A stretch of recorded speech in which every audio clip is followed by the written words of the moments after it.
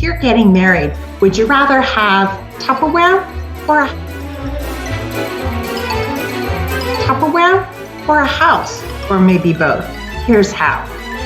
FHA will allow you to use savings from wedding gifts of money to buy a house. You have to put that money into a checking account. Most people set that up through their wedding website, and they have PayPal. One great way to do it is to allow people to buy individual items such as buy my kitchen, buy my nursery, buy my outdoor patio, so that each person feels like they own a part of their house.